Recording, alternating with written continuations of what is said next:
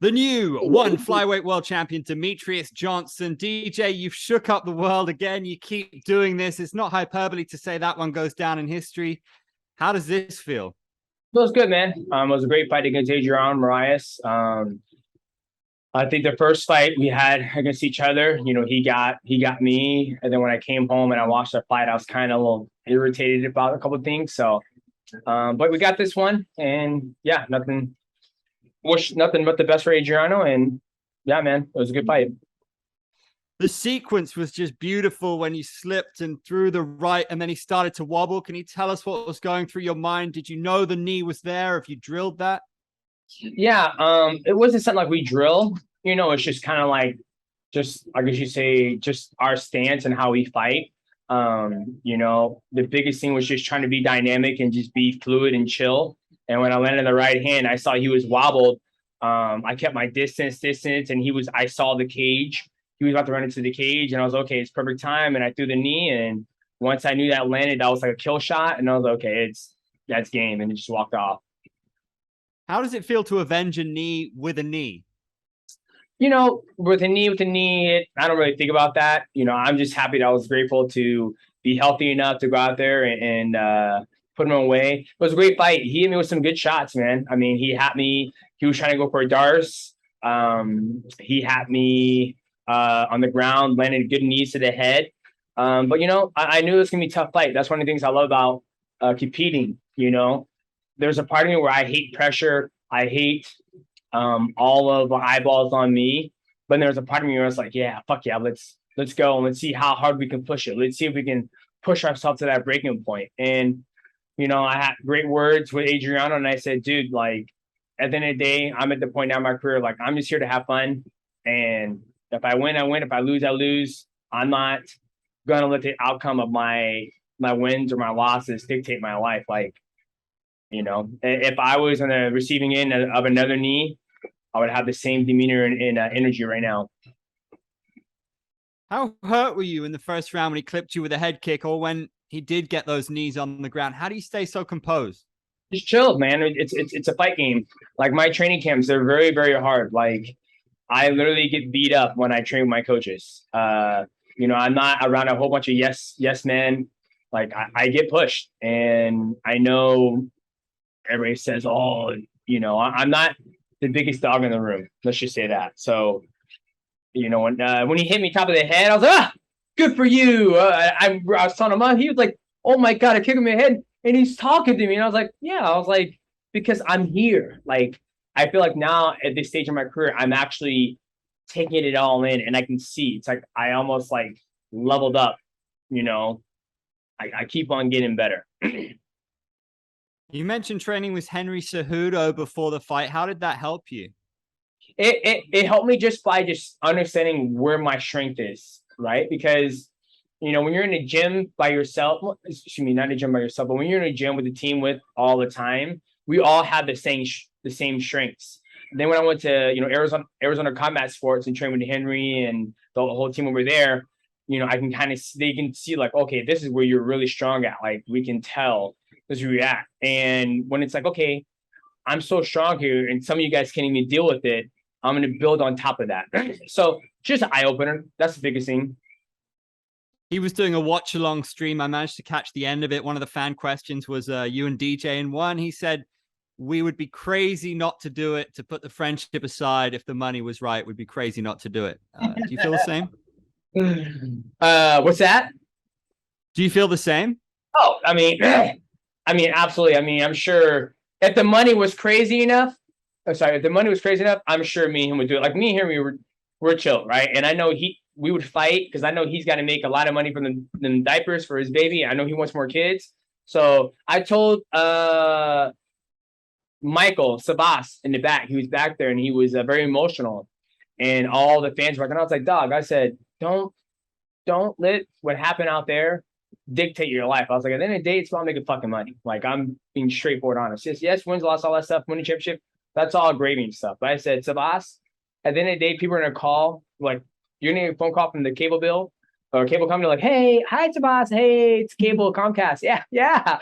Did you pay that bill on time? Oh, you did? Okay, thank you. it's about keeping the lights on, right? So if me and Henry to fight, we'll put it aside and make a lot of money together.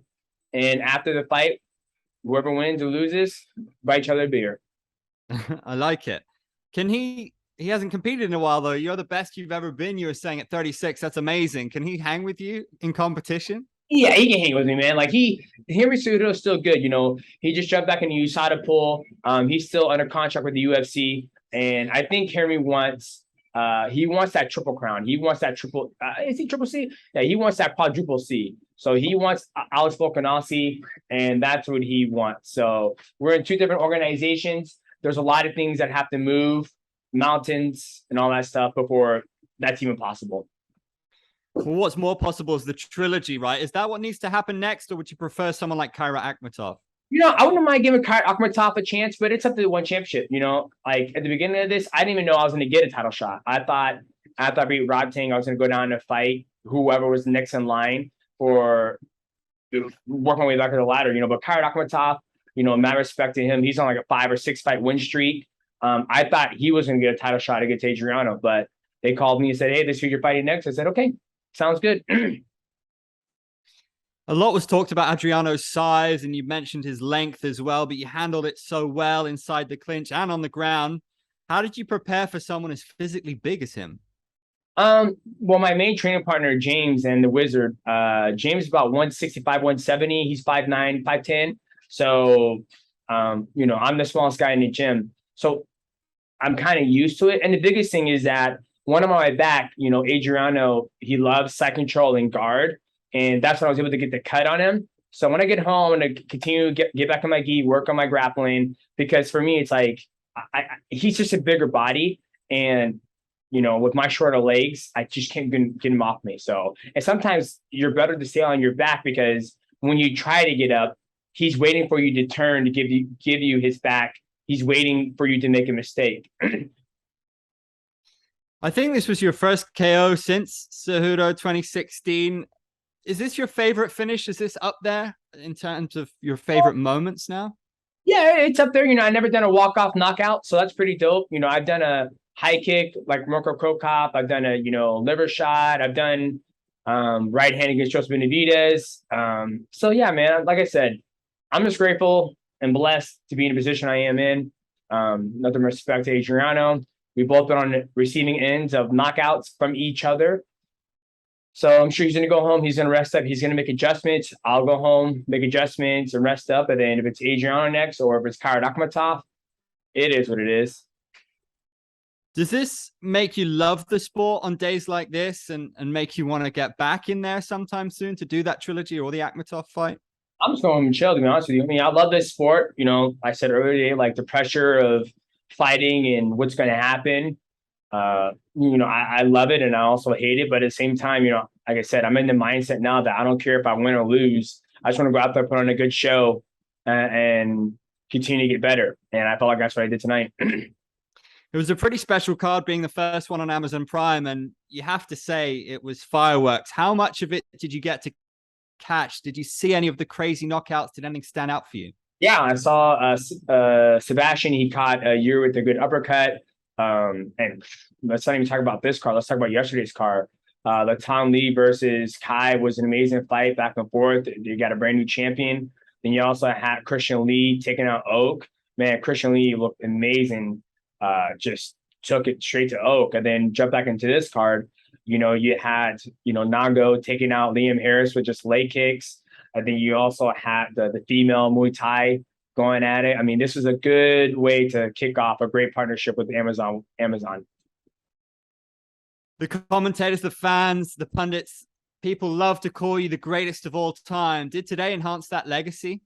That's up for the public, man. Like I said, I think when it comes down to one of the best flyweights to ever do it and what I put myself through, I don't think there's nobody else out there who's been able to adjust. And I think what people need to understand is when people give me that title, it's because I'm able to make adjustments and fight any type of style. Like against Adriano, he has the range advantage. He has, you know, he's a bigger guy. And I was able to overcome that by controlling distance, me being 5'3" and him being 5'9". So that's where I think the greatest of all time comes from.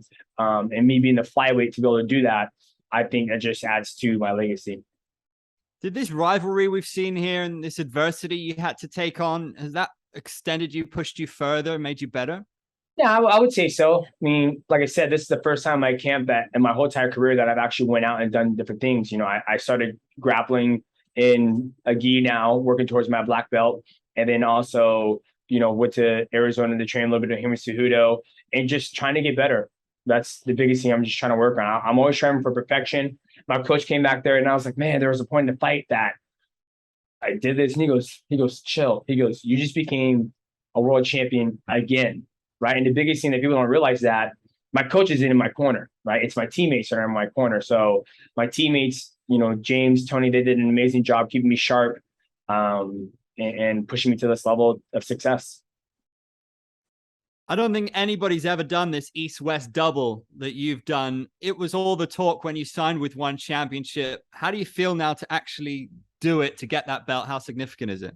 It feels good. Like I said, I'm a platinum guy, right? And when I signed with this organization, when they announced like the World Grand Prix, and once I saw that World Grand Prix platinum belt, I was like, I gotta have that fucking belt. I was like, I need that belt. I've always wanted to win a World Grand Prix. That was one of the things I grew up watching. Crow Cop, Josh Barnett, you know, it was Pride Openweight Grand Prix. It was something I really, really wanted. So when I got the World Grand Prix, I was kind of satisfied. And then, you know, they came out with this belt, it's big and gold.